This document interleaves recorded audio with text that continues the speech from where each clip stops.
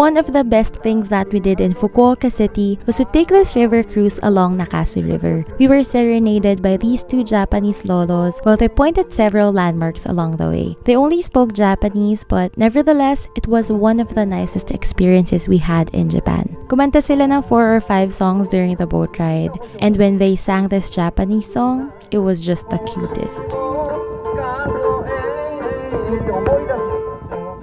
During the boat ride, we saw the Hakata Port Tower, which has an observatory. Maganda siya paggabi while overlooking the boats that pass by.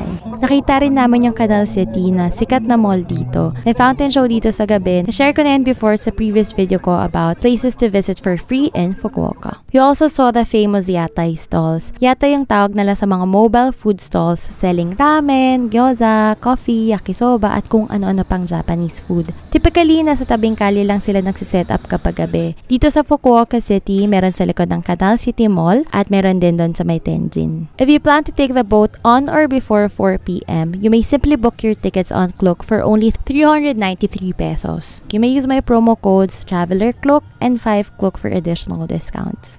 I usually prefer Klook para in peso ko na siya babayaran at saka para maaga rin ako makasecure ng slots. But if 5 p.m. or beyond nyo balak mag-boat, you would need to head directly to their booth. Just find Nakagawa River Cruise on Google Maps. Ito yung prices as of September 2024. Mas mahal kapag gabi at kapag weekends. We took the 8:30 p.m. weekday schedule kaya 1,500 yen per person yung binayaran namin. That's roughly 588 pesos. Prepare your cash ha, as they don't accept credit cards.